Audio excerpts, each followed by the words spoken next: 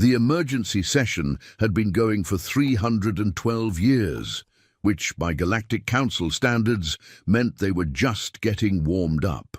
Ambassador Thelrix of the Pulverian Collective sat in his designated hover seat, feeling every single one of his 417 years pressing down on his gelatinous form like gravitational debt. Before him, the central navigation dispute stretched across holographic displays in 17 dimensions, looking exactly as incomprehensible as it had in the year 2847, when this whole mess started. "Perhaps," suggested High Coordinator Veneth, her crystalline voice chiming like breaking glass, "we should reconvene in another century, allowing time for the Subcommittee on Hyperspace Lane Designations to consult with the Advisory Board for Stellar Cartography Disputes, who can then forward their findings to the—" "No!" The word came from somewhere Thelrix hadn't expected, namely his own mouth analog.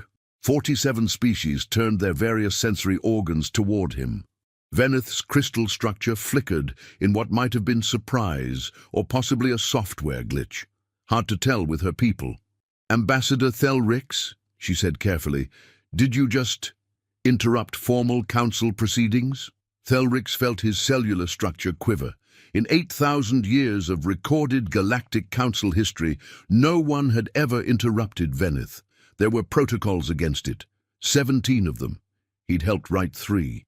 "I apologize," he managed, though his voice sac trembled, "but I've been looking at the same traffic pattern dispute since before my great-grandspawn were conceived, and I have come to a rather disturbing conclusion, which is, we're idiots."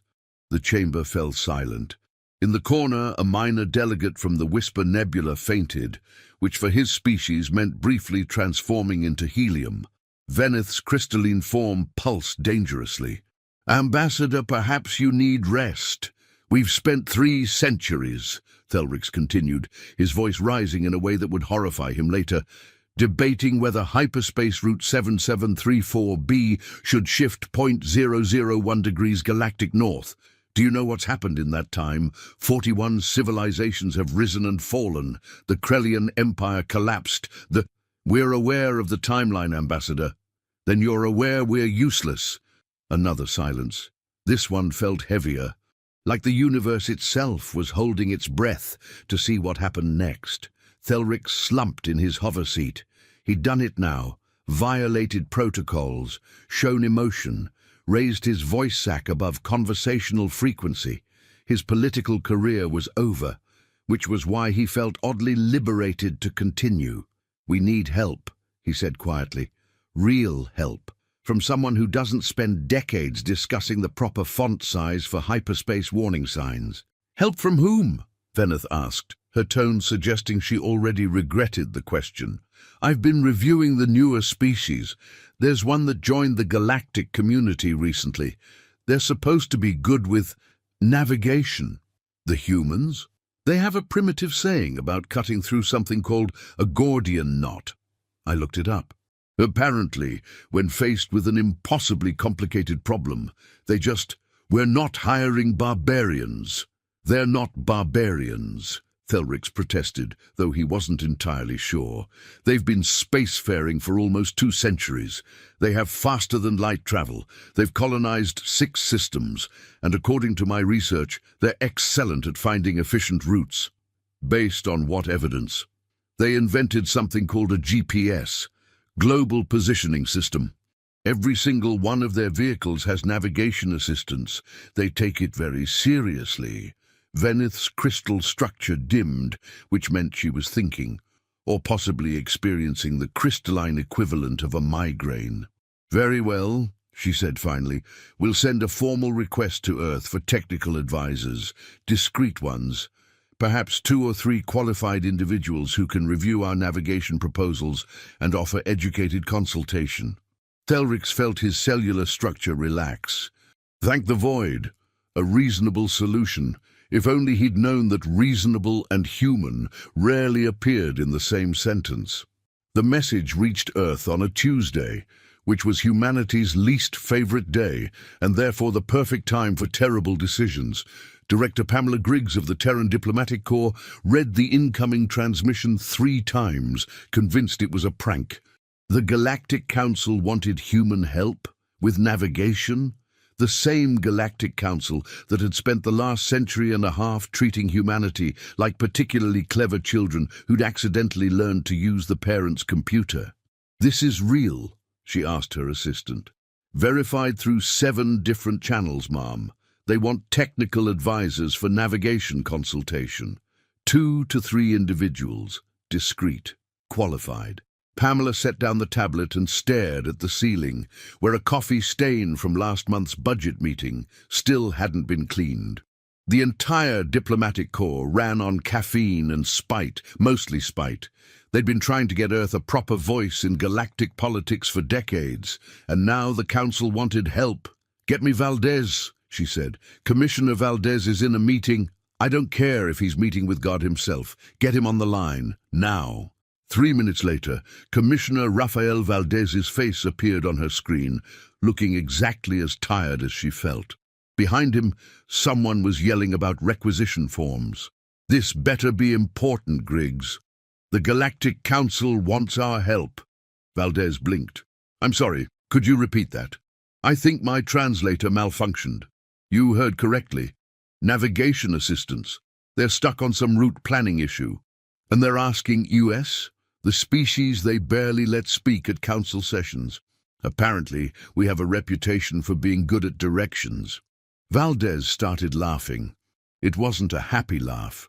It was the kind of laugh that happened when the universe revealed itself to be even more absurd than previously documented. "Oh, this is perfect," he said, wiping his eyes. "They want navigation experts, real ones. That's what they're asking for.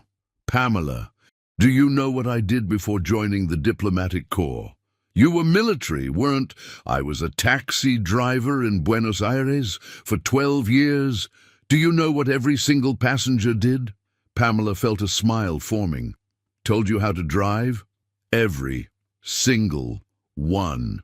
Even when I'd driven the same route for a decade, some guy who'd lived in the city for 3 weeks would lean over and say, 'No, you should take Avenida Corrientes.' And you know what? Sometimes they were right. Rafael, you want to send advisors to the Galactic Council. I'll give you advisors.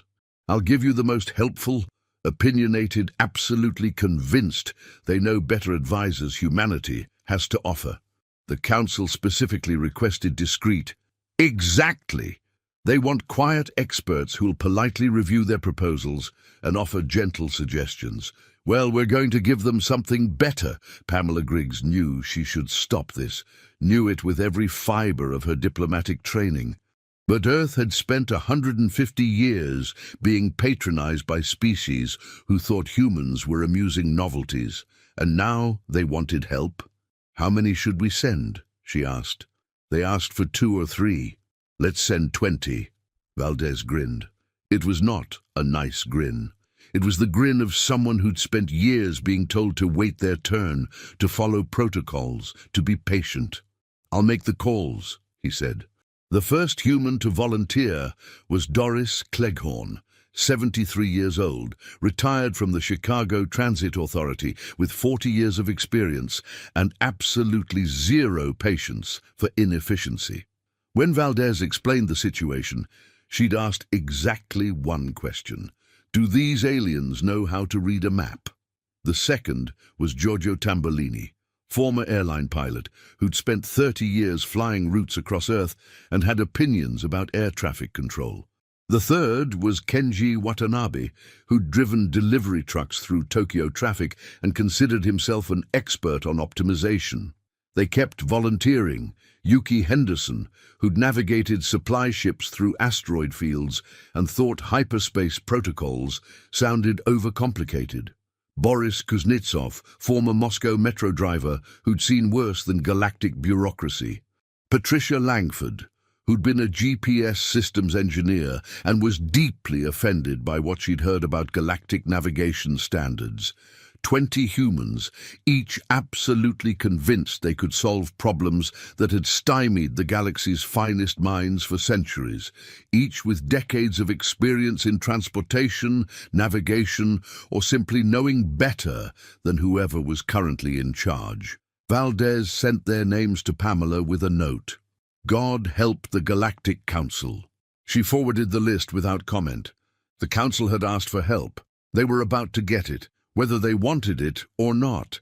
The transport ship arrived at Galactic Council Station 14 on what the locals called a Harmony Day, which meant all 17 moons were aligned and bureaucratic efficiency was supposed to increase by 0.03%.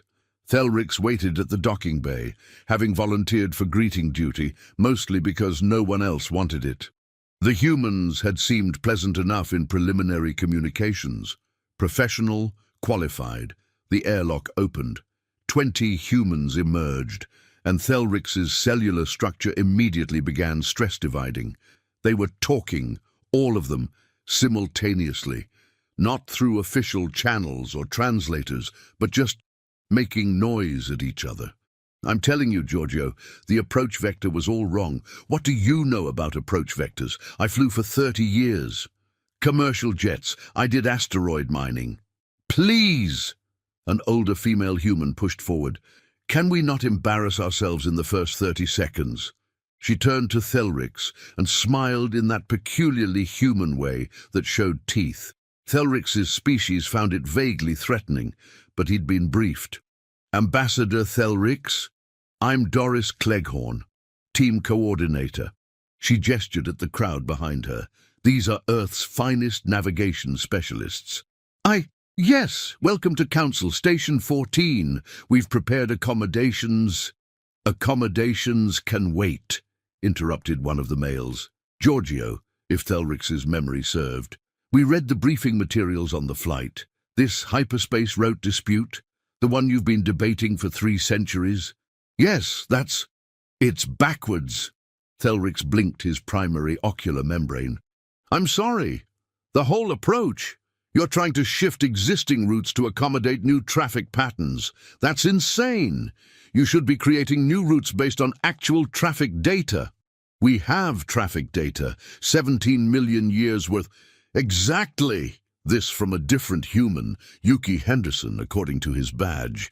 You're buried in data. Have you tried just looking at where ships actually want to go? The Council Subcommittee on Route Analysis has been examining... How many members? Excuse me? The committee? How many? 412 representatives from each member species, so approximately 19,000 individuals. Every single human stopped talking. They stared at Thelrix with identical expressions of horror. 19,000 people, Doris said slowly, are trying to decide on traffic routes. It's democratic representation. It's lunacy! Boris Kuznetsov stepped forward, his face reddening in a way Thelrix's briefing material suggested meant agitation. You cannot design navigation with 19,000 opinions. You need one good planner, maybe 2 assistants, and everyone else needs to shut up and let them work. But consensus is important. Und the consensus, Patricia Langford said flatly, is how you spend 300 years deciding nothing. Who's actually in charge of this mess? High Coordinator Veneth chairs the primary committee. Take us to her, now. I'm not sure that's... Now! Thelrix had been in diplomatic service for 73 years. He'd navigated delicate negotiations, handled first contact scenarios, and once successfully mediated a dispute between species who communicated through interpretive dance and species who considered movement to be offensive.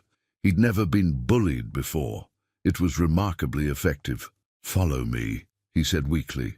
High Coordinator Veneth was reviewing the latest subcommittee reports when her door burst open without the traditional 17 minutes of appointment notification.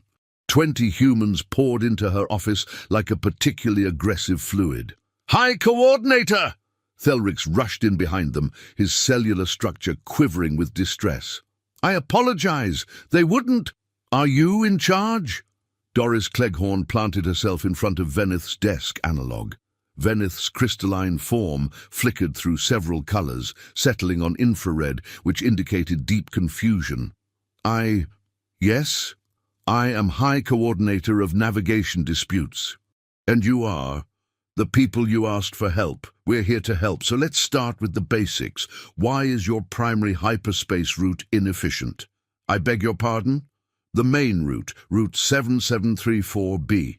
According to your own data, which we read on the flight, it's operating at 68% optimal efficiency. Why? Veneth's structure brightened.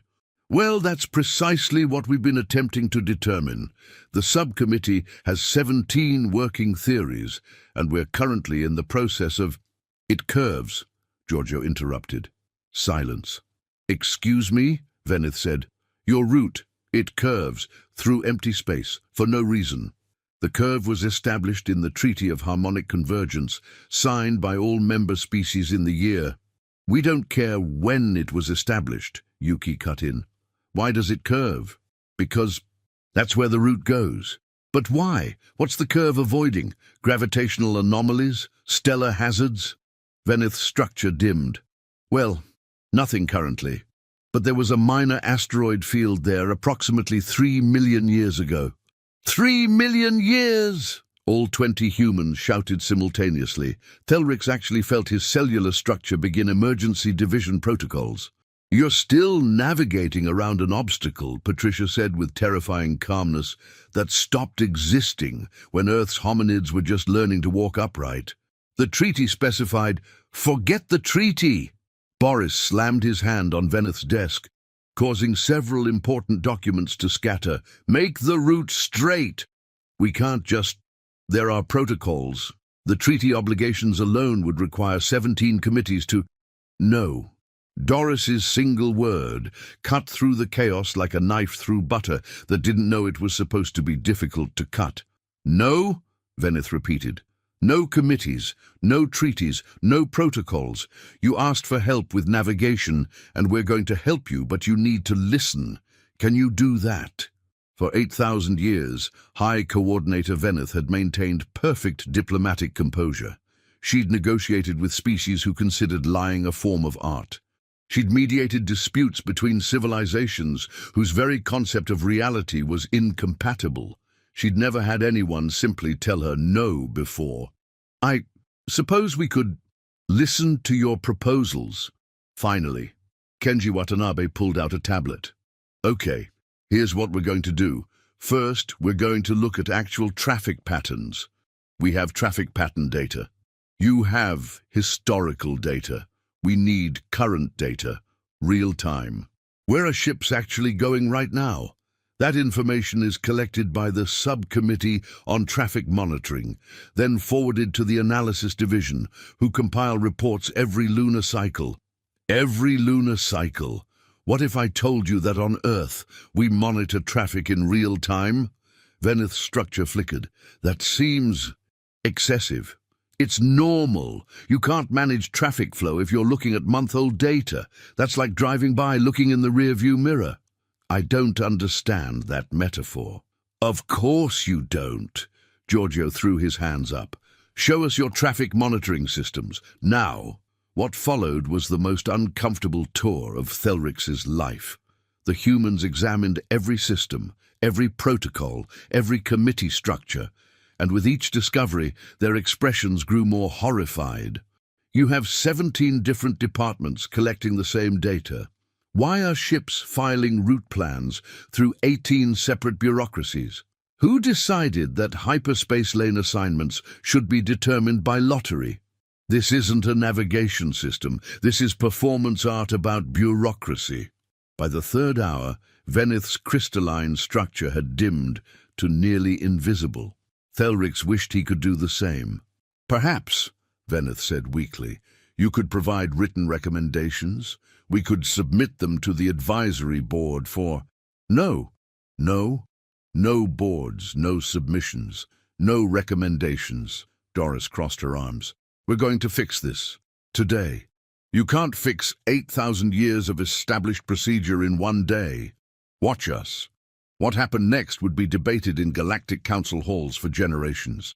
The humans simply started working. They didn't ask permission, didn't wait for committee approval, didn't follow protocols. Patricia accessed the traffic monitoring systems and changed them. Just modified 8,000 years of data collection because it was inefficient.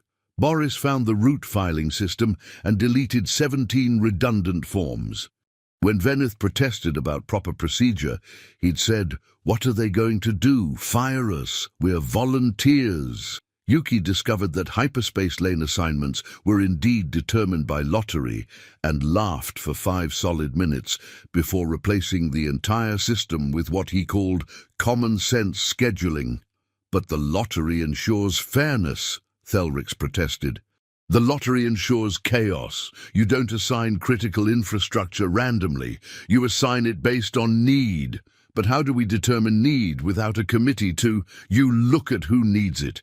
It's not complicated." Except it was, or at least it had been, for millennia.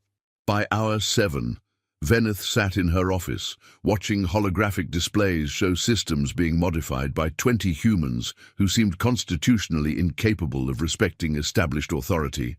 "They're destroying everything," she whispered. "They're fixing everything," Thelrix corrected, surprising himself. "How can you say that? They've violated 17,000 protocols." "Yes, and traffic through Sector 7 just improved by 12%. Veneth's structure brightened sharply. "What? Look." Thelrix pulled up the real-time data that Patricia had implemented. "Ships are moving faster. Waiting times are down. Route efficiency is... That's impossible.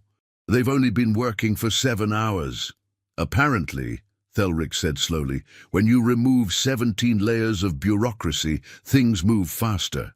But we need those layers. They ensure proper oversight. Do they? Or do they just ensure that nothing ever changes?" Veneth didn't answer. She was staring at the displays, watching traffic flow improve in real time.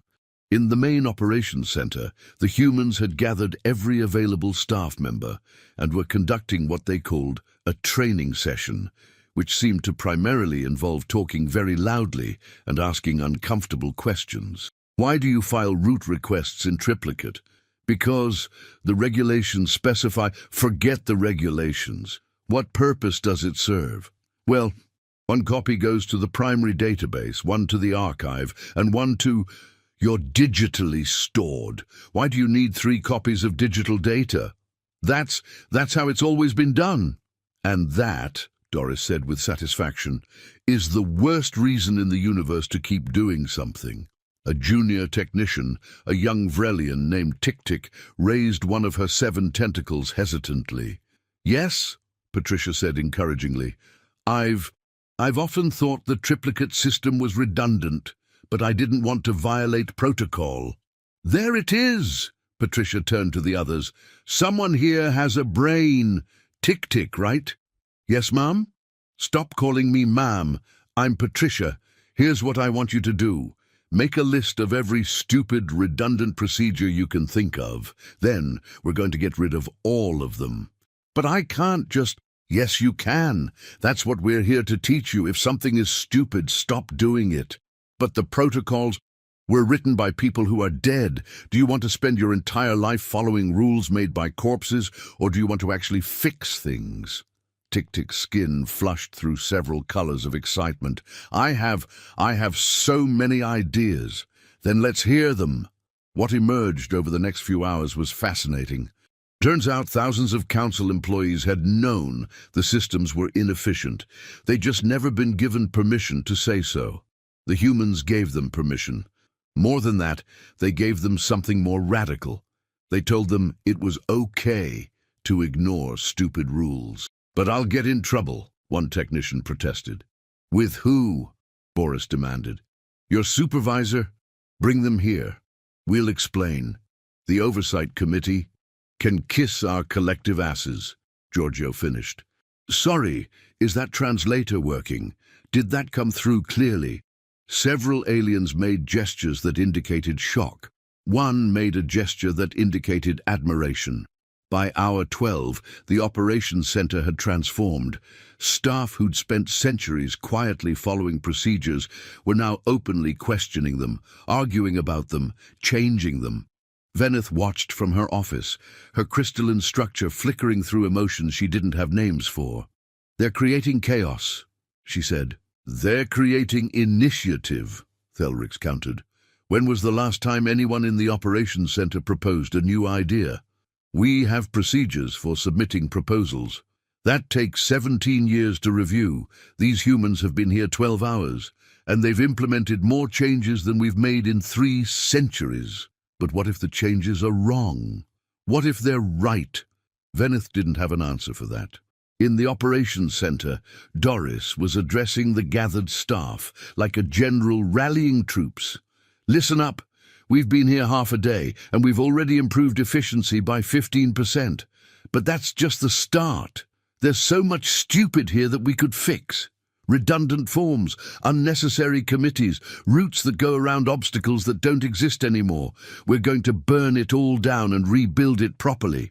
"But the council leadership," someone protested, "doesn't have to know. We're advisors, remember? We're here to advise, and our advice is stop waiting for permission." "That seems legally questionable," Tick-Tick ventured. "Everything worth doing is legally questionable." Patricia grinned. "The important question is, do you want to be right or do you want to follow the rules?" "Both," Tick-Tick suggested hopefully. "Adorable. But no, sometimes you have to pick. And we're picking right." A senior administrator, his name unpronounceable by human mouths, spoke up. "With respect, you've only been here 12 hours. You don't understand the complexity of—" "You're right," Doris interrupted. "We don't understand your complexity. Because your complexity is artificial.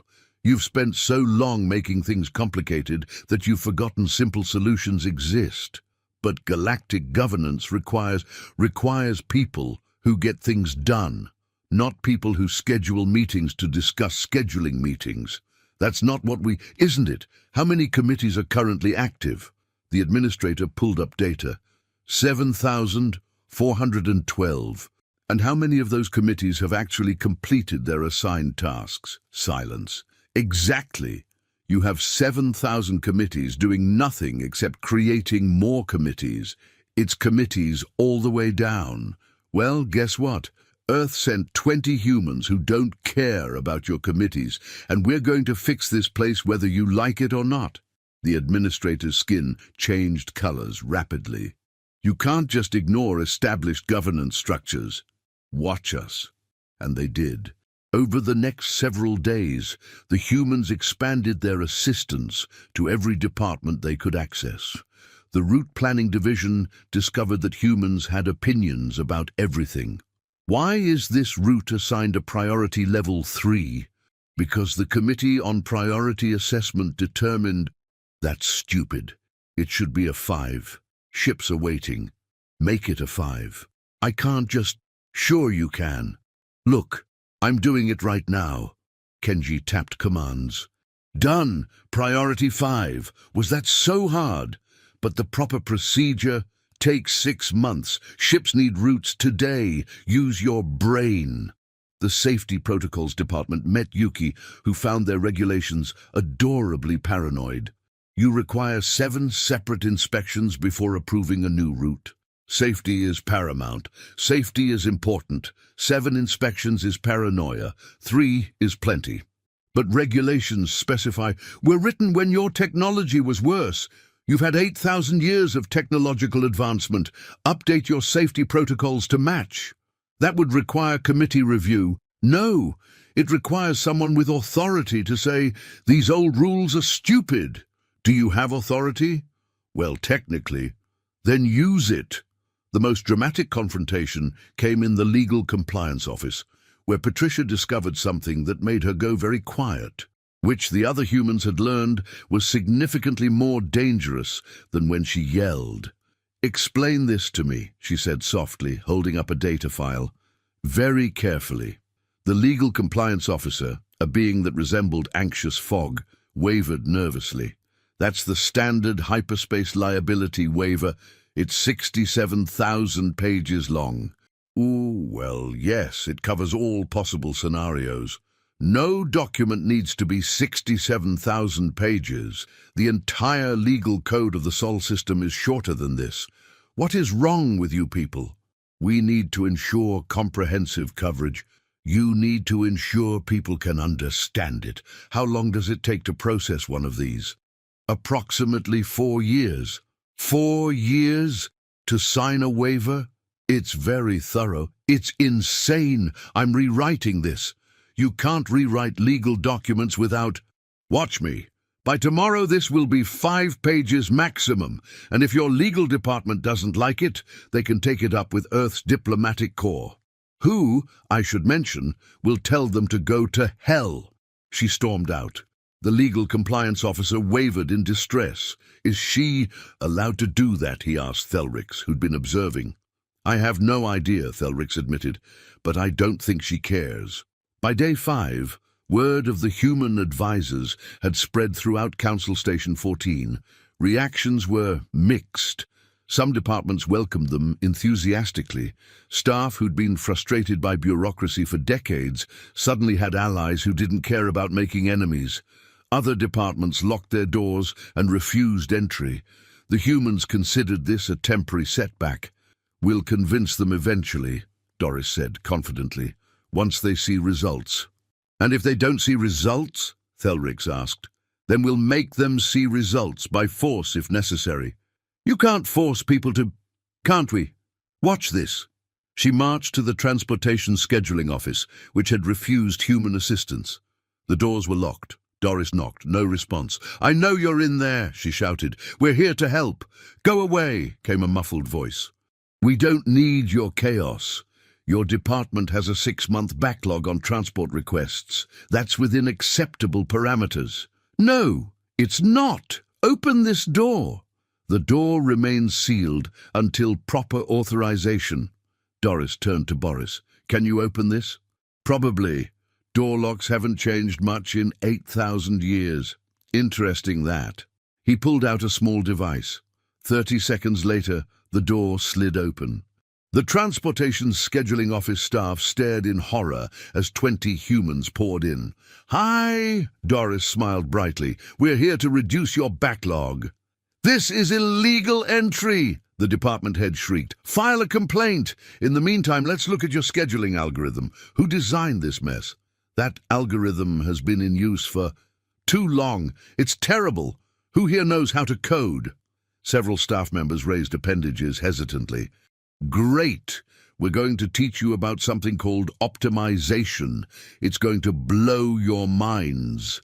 3 hours later, the Transportation Scheduling Office had a new algorithm that processed requests in real time instead of batching them monthly. The backlog dropped from 6 months to 6 hours. The department head stood in stunned silence, watching requests being processed faster than he'd ever seen. This is efficient? Doris suggested. Impossible. Our old system was designed by the finest minds, was designed 8,000 years ago, and nobody ever questioned it. Sometimes the finest minds are just the ones willing to say, this is stupid, let's try something new. But, no buts. Well, okay, one but. You're going to take credit for this improvement. Tell your supervisors you came up with it. We're just advisors. We're not here for glory. You're giving me credit? Sure, we don't care about credit. We care about fixing things. Now, which department should we invade next? By day 7, High Coordinator Veneth called an emergency meeting of senior leadership. Representatives from all 17 major departments crowded into the main conference chamber. Most looked worried, some looked excited, 2 looked terrified. We need to discuss the human advisors, Veneth began.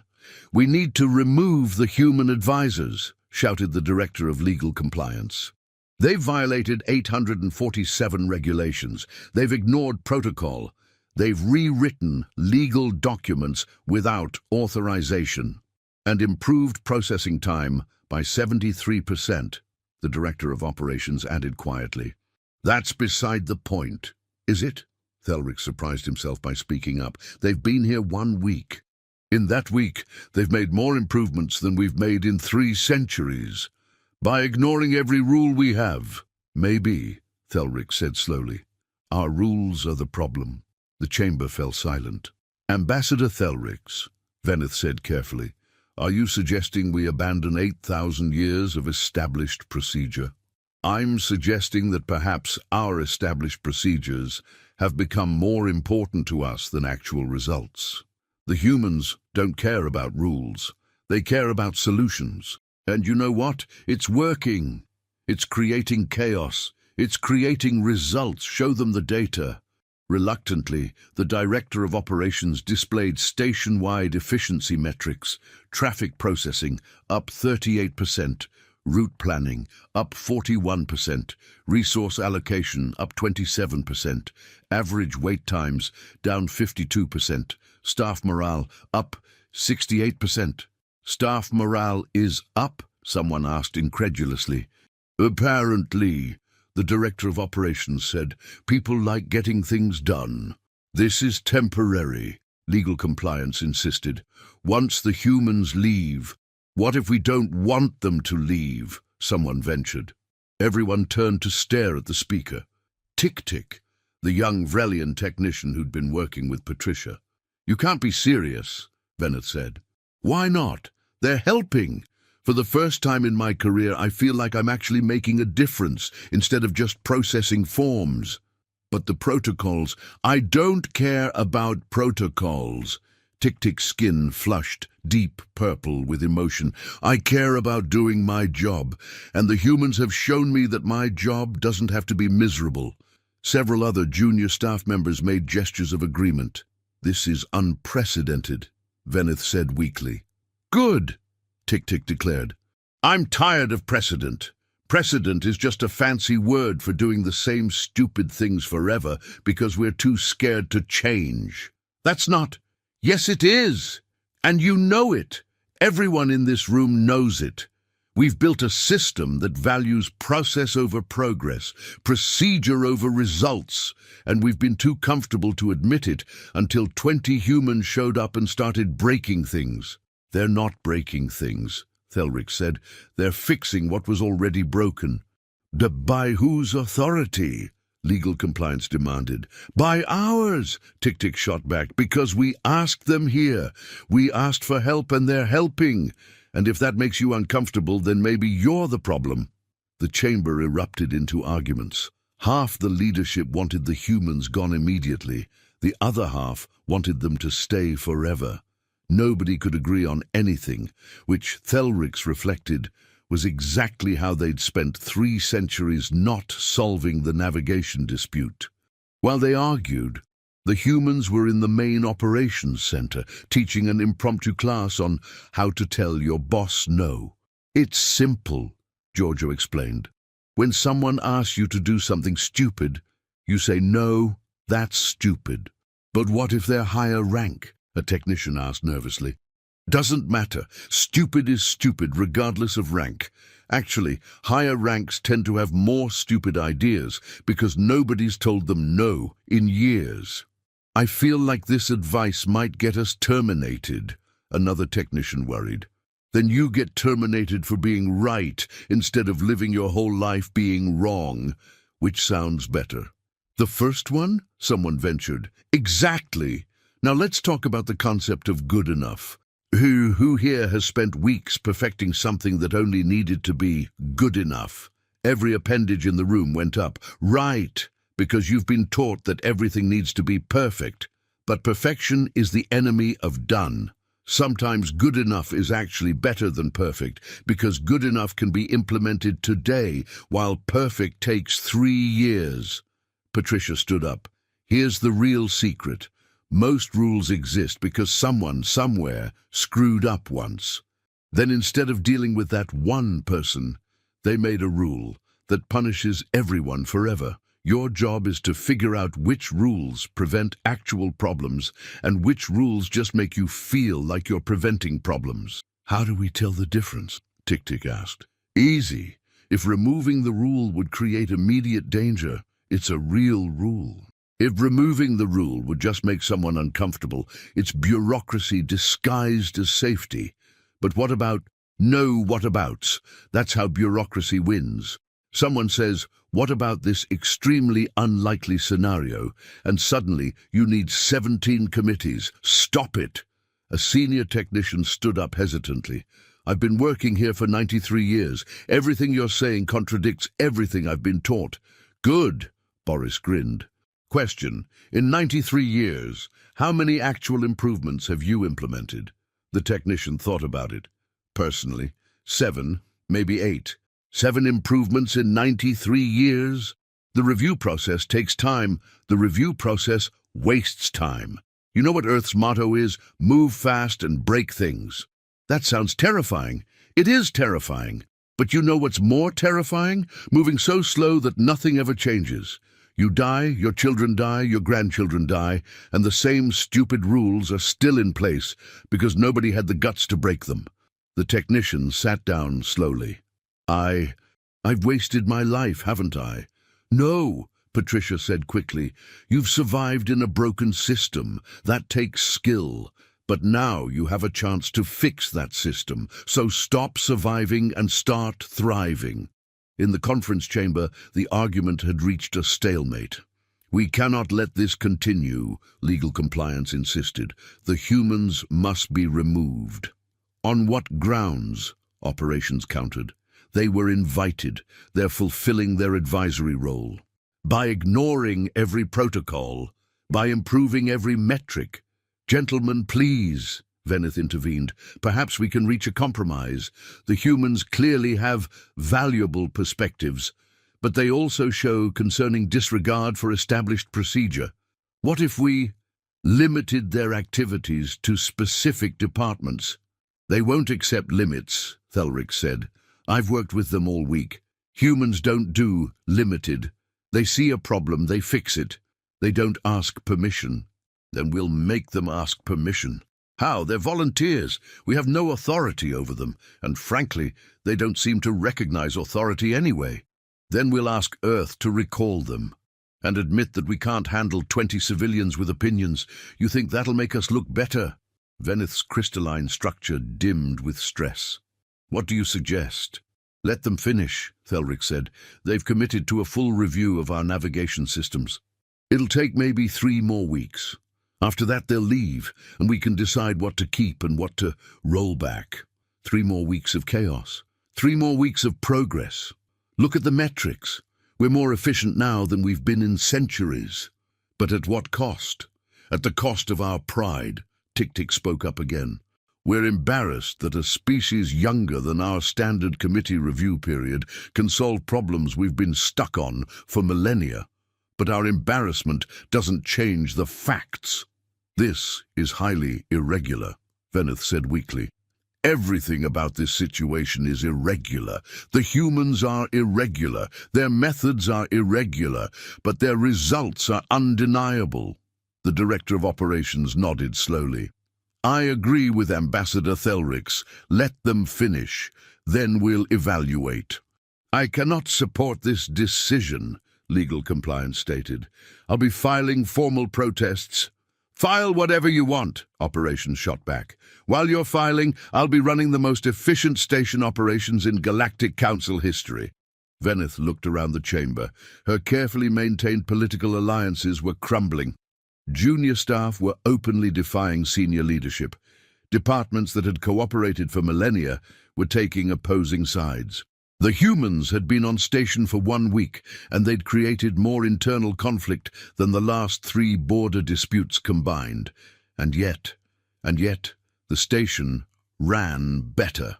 Very well, she said finally. 3 more weeks. But I want daily reports on their activities, all their activities. Agreed, Thelric said, relieved. And if they cause any actual damage, they won't.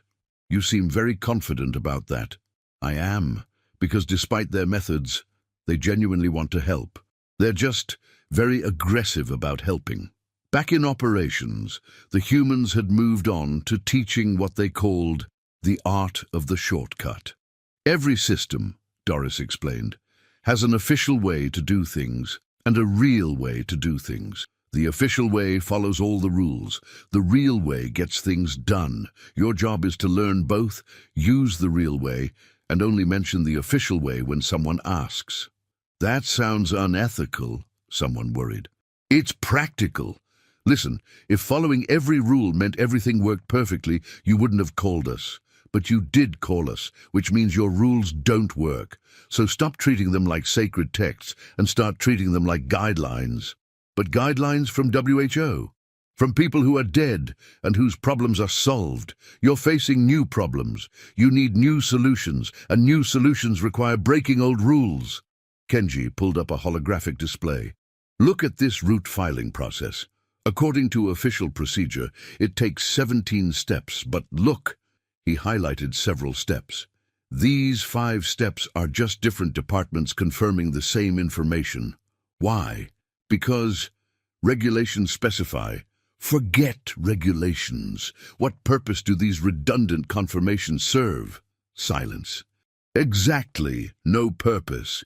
They exist because someone 3,000 years ago didn't trust someone else, and instead of dealing with that one trust issue, they created a permanent process that wastes everyone's time forever. Well, guess what? We're deleting it. You can't just delete. Watch me! Kenji made several commands.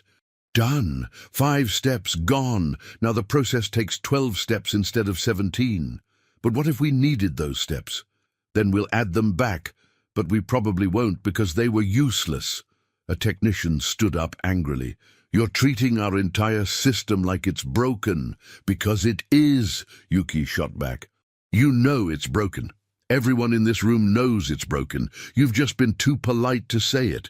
Well, we're not polite. We're helpful. And sometimes being helpful means telling uncomfortable truths. Like what? Like the fact that your station could operate with half the staff if you eliminated redundant processes. Like the fact that most of your committees exist to justify their own existence. Like the fact that you've confused activity with productivity.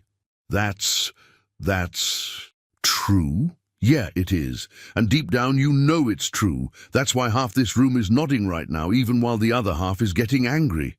The technician sat down, looking shaken. Patricia stepped forward, her voice gentler. Look, we're not saying you're bad at your jobs. We're saying your system is bad. There's a difference. Individually, you're all competent, dedicated professionals. But you're working within a structure designed to minimize risk by maximizing procedure. And that worked fine for 8,000 years when nothing changed. But the galaxy is changing. Traffic increases every year. New species join constantly. Technology advances, and your procedures haven't kept pace.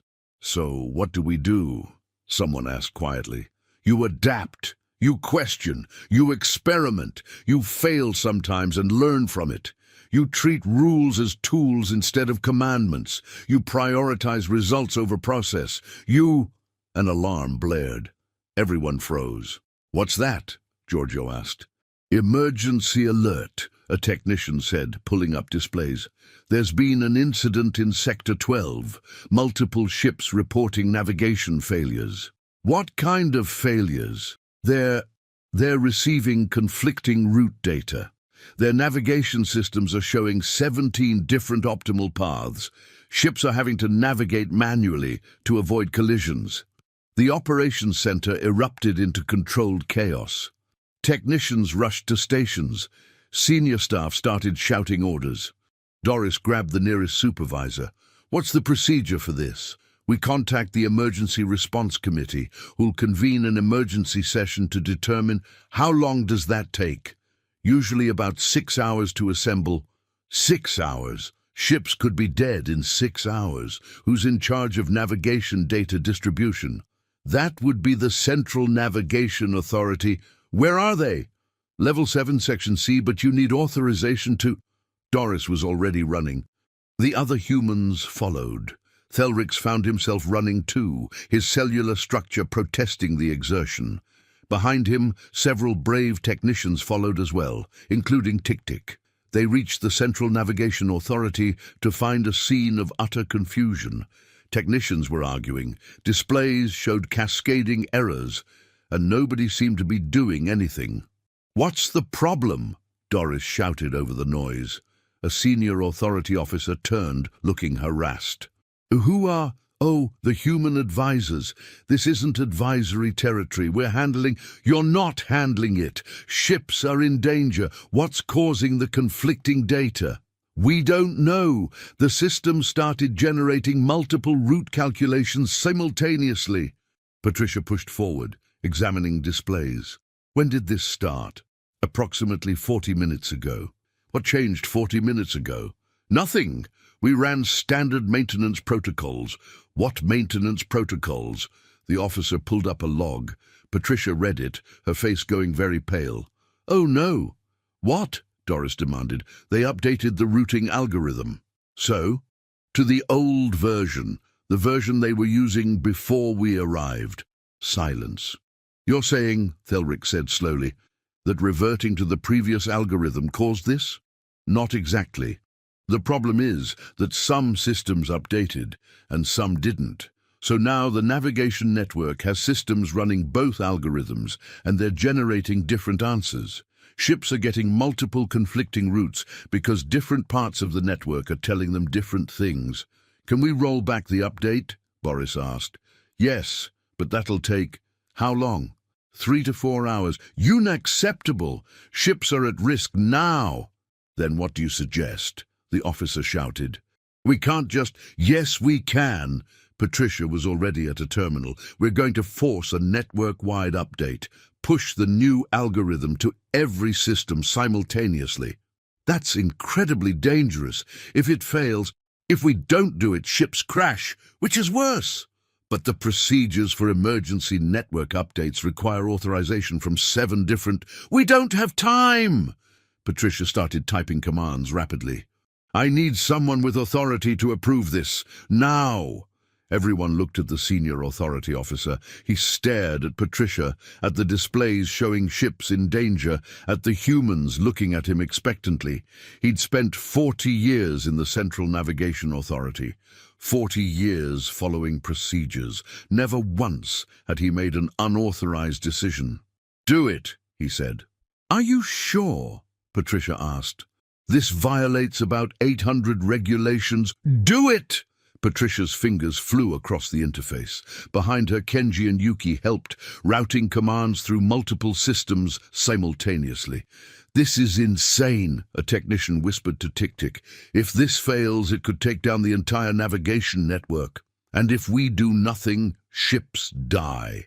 Tick-Tick whispered back. "Sometimes you have to choose between different kinds of risks." Pushing update in 3, 2, 1. "Now!" Patricia executed the command. Every display in the room flickered. For 5 seconds, that felt like 5 years. Nothing happened.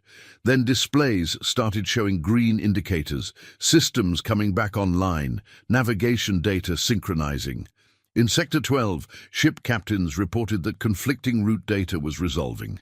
Navigation systems were providing single, clear paths again. The crisis was over. The operations center erupted in cheers. The senior authority officer sat down heavily, his skin cycling through colors of shock and relief. We just violated every safety protocol we have. And saved lives," Patricia said. "You made the right call. But the regulatory review will show that you responded appropriately to an emergency. Own it. You saw a crisis, assessed the situation, and made a command decision. That's what leaders do." "I'm not a leader. I'm an administrator." "Not anymore. You just became a leader. Congratulations. How does it feel?" The officer thought about it. "Terrifying." "Good. Leadership should be terrifying. It means you understand the stakes." She turned to the others. "Okay, now we need to figure out why the algorithm update failed. Kenji?" "Already on it. Looks like someone in system maintenance wasn't informed about the changes we made. They ran standard protocols which reverted everything to baseline." "So this was a communication failure?" "Yep." Doris turned to Thelrix. "Do you have standard procedures for communicating system changes?" "Of course. There's a formal notification process that requires... Does it work in under 40 minutes? Well, no. The review period alone is 3 days. Then it's useless for emergencies. We need a new system, something that can push critical updates immediately. But that bypasses oversight. Oversight doesn't matter in an emergency. Results matter. People matter. Procedures matter last. The senior authority officer stood up slowly. She's right. Everyone turned to stare at him. I've spent my entire career believing that procedures keep us safe, but today procedures nearly got people killed. The humans broke 17 rules and saved lives. Maybe we've had it backwards. You can't be serious, a senior technician protested. Procedures exist for good reasons. Do they, or do they exist because we're afraid of making mistakes, afraid of taking responsibility, afraid of being blamed? This is insane. No, insane is spending 3 centuries debating traffic routes while ships wait. Insane is having 7,000 committees that accomplish nothing. Insane is treating 8,000-year-old rules like they're universal laws. The humans have been here 1 week, and they've saved more lives than our procedures have in my entire career. He turned to Doris. What do we need to do to really fix this place? Doris smiled. It was not a gentle smile. You need a revolution. That sounds dramatic. It is dramatic, because your problems are dramatic. You've built a system that values consensus over action, process over progress, safety over efficiency, and it's killing you, not quickly but slowly through stagnation and irrelevance. So what's the alternative? Trust your people, give them authority, let them make mistakes, accept that sometimes good enough is better than perfect, stop requiring 17 approvals for decisions that one competent person could make. But what if they make wrong decisions? Then they learn. That's how growth works. You make mistakes, you fix them, you get better. But your system doesn't allow mistakes, so nobody ever learns, and nothing ever improves. The technician who'd protested earlier spoke up quietly. I've made mistakes before, got reprimanded, spent 2 years under additional oversight. I've been terrified of making another mistake ever since. Exactly, Patricia pointed at him. Your system punishes failure so harshly that people stop trying. They do the minimum, follow procedures exactly, and pray nothing goes wrong. That's not a functional organization, that's a prison. But without accountability, we're not saying no accountability. We're saying accountability should focus on learning, not punishment. When someone makes a mistake, you should ask, what did we learn? Not, who do we blame? Tick-Tick spoke up. Everything you're saying makes sense. But how do we implement it? We can't just change everything overnight. Why not? Giorgio asked. Because you're afraid. And you know what? That's normal. Change is scary. But you know what's scarier? Staying the same while the galaxy moves forward without you. He's right, Thelric said quietly. I've been afraid my entire career. Afraid of making mistakes. Afraid of standing out. Afraid of being wrong. And that fear has kept me small. You're not small now, Doris observed. No. Because you humans are too busy doing things to worry about fear, and it's contagious. Over the next 2 weeks, something remarkable happened. The humans continued their aggressive optimization campaign, but now they weren't working alone. Council staff who'd been inspired started implementing their own changes. The Transportation Scheduling Office eliminated 6 redundant approval processes without asking permission. The Route Planning Division reduced their committee size from 19,000 to 97 and immediately became more effective. The Safety Protocols Department updated regulations that were literally older than some member species' entire civilizations. Legal compliance tried to stop it all. They filed protests, they cited regulations, they threatened disciplinary action. Nobody cared anymore. The revolution Doris had mentioned wasn't violent. It was bureaucratic, and it was unstoppable. Junior staff realized they outnumbered senior leadership, that their willingness to change was more valuable than their supervisor's experience with stagnation. Senior staff who resisted were simply bypassed, not fired, not removed, just made irrelevant as work flowed around them. Veneth watched it happen from her office, feeling 8,000 years of careful political structure crumbling like sand. "We've lost control," she said to Thelrix. "Have we?" he replied. "Or have we finally found purpose? This isn't what the council is supposed to be." What is the council supposed to be? Because for my entire career, it's been a place where good ideas go to die slowly in committee review. Maybe that was never what it should have been. But the stability was stagnation with better marketing. Veneth, be honest. When was the last time you felt proud of what the council accomplished? She thought about it for a long time. I don't remember. Exactly. We've spent millennia maintaining systems that don't work because we're too proud to admit they don't work. The humans came here and said, "This is stupid." And you know what? They were right. But the chaos is temporary. Yes, things are messy now. Yes, people are uncomfortable. But in 3 months, 6 months, we'll have systems that actually work. And maybe, just maybe, we'll remember what it feels like to accomplish something meaningful. Veneth's crystalline structure flickered through a complex pattern of emotions. I don't know if I can adapt to this. Then don't. Retire. Let someone younger take over. Someone who sees opportunity instead of threat. That's remarkably blunt. I learned it from the humans. They're very good at being blunt. On their final day, the humans gathered in the main operations center for what Doris called a graduation ceremony, though nobody was graduating from anything. "Listen up," she announced. "We're leaving tomorrow, heading back to Earth. But before we go, we want to make something very clear." The room, packed with staff who'd come to see them off, fell silent. "You don't need us anymore," Doris continued. "You never needed us. You needed permission to trust yourselves. And now you have it." "But what if we make mistakes?" someone called out.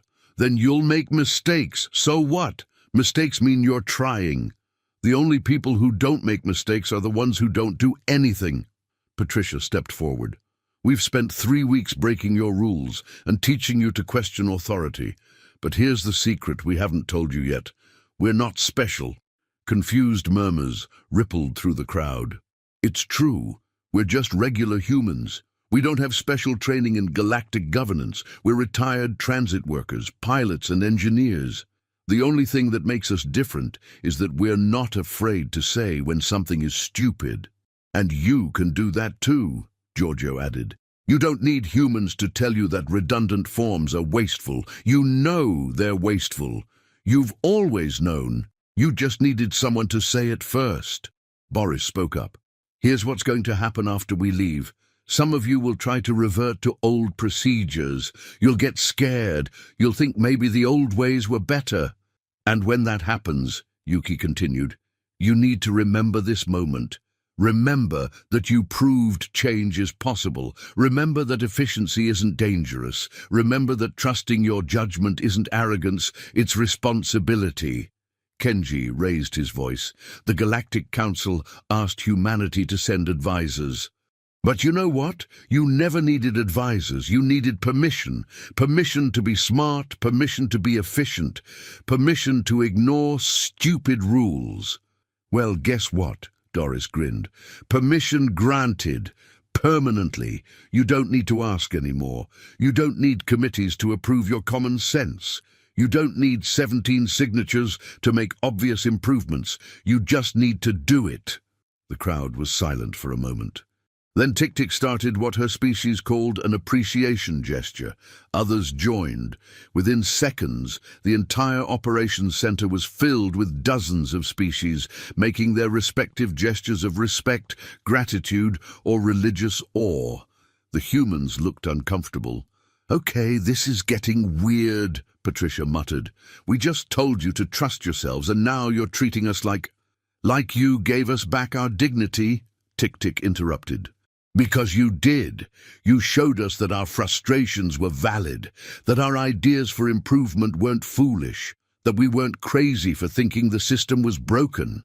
You weren't crazy, Doris said softly. You were just surrounded by people who'd forgotten how to change. The senior authority officer from the Central Navigation Authority pushed through the crowd. On behalf of everyone here, I want to thank you. You saved lives. You improved systems. But most importantly, you taught us that leadership isn't about rank or authority. It's about being willing to make decisions and accept the consequences. Damn right it is! Boris clapped him on the shoulder. So what are you going to do with that knowledge? I'm going to recommend elimination of 47 redundant safety checks. That's the spirit, and I'll probably be fired. Probably, but you'll be right. The officer smiled. It was his species' first genuine smile in recorded history. I think I'm okay with that. As the humans prepared to leave, Thelrix found Doris alone in the corridor, looking out a viewport at the stars beyond. Penny for your thoughts? He asked, proud that he'd learned that human idiom. Wondering if we actually helped or just caused chaos, she admitted. You helped, tremendously. Did we? Or did we just make you all as rude and impatient as we are? Is there a difference? Thelrix's cellular structure rippled with humor.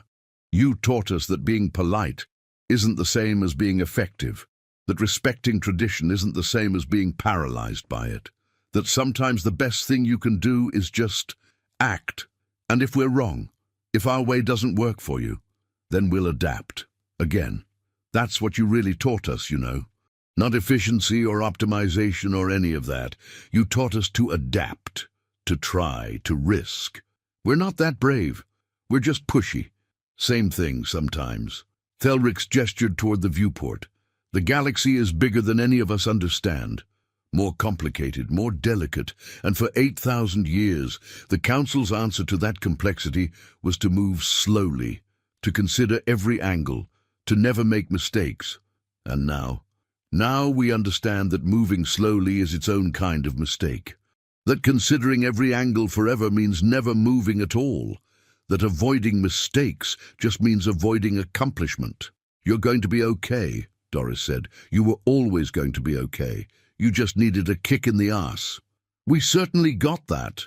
Hey, you asked for advisors. We asked for quiet technical consultants who would review our plans and offer gentle suggestions. Yeah, well, Doris grinned. You got backseat drivers instead, Earth's specialty.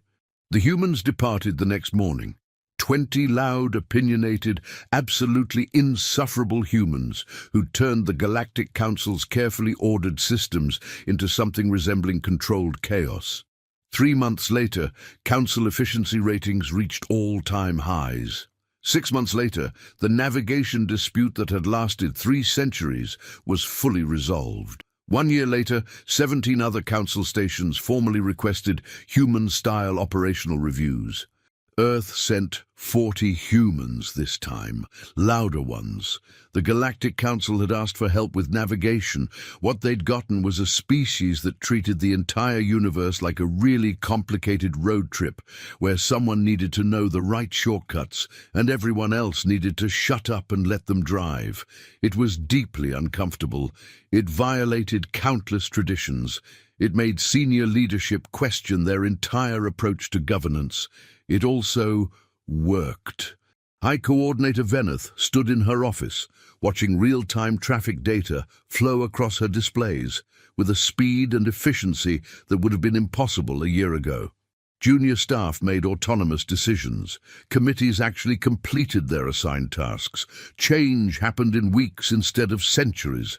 Thelrix entered without announcing himself, which was itself a sign of how much had changed. The humans sent another message, he said. Let me guess. More unsolicited advice. Naturally, they want to know if we've considered implementing real-time feedback systems for route efficiency. Also, they think our committee size reduction didn't go far enough. Also, apparently our coffee equivalent is terrible, and we should fix that. Veneth's structure flickered with what might have been amusement. They're not even here anymore, and they're still telling us what to do. That's what backseat drivers do. They never really stop. Should we implement their suggestions? Probably. They're usually right. That's annoying. Very annoying. They stood in comfortable silence, watching the station operate with an efficiency that had once seemed impossible. "You know what the worst part is?" Veneth said finally. "What? I actually like this better. The chaos, the speed, the constant change. I like it better than the stability we had before. That's not the worst part. That's the best part." "No, the worst part is that we can never admit to the humans that they were right. Their egos are insufferable enough already." Thelrix's cellular structure rippled with laughter. "Too late. They already know." "How?" "Because they're humans. They always assume they're right." "Are they?" "More often than I'm comfortable admitting." Veneth turned from the displays to face him directly. "The Council wants to expand the advisory program. Invite human consultants to every major station." "That sounds terrifying." "It does, but our choice is between comfortable stagnation or uncomfortable progress, and after this year, I know which one actually serves the galaxy better." "So we're really doing this?" "Deliberately inviting more pushy, opinionated humans to tell us everything we're doing wrong, unless you have a better idea." Thelrix thought about the past year, the chaos, the arguments, the revolutionary changes that had seemed impossible until someone simply decided they were possible. "No," he admitted, "I really don't." "Then I suppose," Veneth said, her crystalline structure brightening with something that might have been excitement or possibly resignation, "we'd better get used to being given directions we never asked for. From the species that treats 8,000 years of galactic civilization like a badly marked highway." "Exactly. This is going to be deeply embarrassing." "Absolutely. We're going to accomplish more in the next decade than we have in the last millennium, aren't we?" "Almost certainly. The other species are going to mock us for needing human help. They already are, until they see the results. Then they'll ask for help too. And Earth will send even more pushy humans?" "Undoubtedly." Thelrix's cellular structure rippled with what his species called profound acceptance of the absurd. "Well, at least it won't be boring." "No," Veneth agreed, watching a route optimization complete in seconds that once would have taken months. "It definitely won't be that." Somewhere in Earth's solar system, Commissioner Valdez received Veneth's formal request for expanded human advisory presence throughout Council space. He read it 3 times, started laughing, and forwarded it to Pamela Griggs with a note. "They want more of us." "Should we tell them what they're really asking for?" She wrote back immediately. "Absolutely not. They'll figure it out eventually." "How many should we send?" "How many pushy, opinionated people with unshakable confidence in their own judgment does Earth have?" "All of them." "Then let's send all of them." And that's how the Galactic Council learned that asking humanity for help wasn't a simple request for technical assistance. It was an invitation for every human who'd ever sat in a passenger seat, looked at how someone else was driving, and thought, "I could do this better," to show up and prove it, loudly and without invitation, until the whole galaxy ran the way they'd always known it should.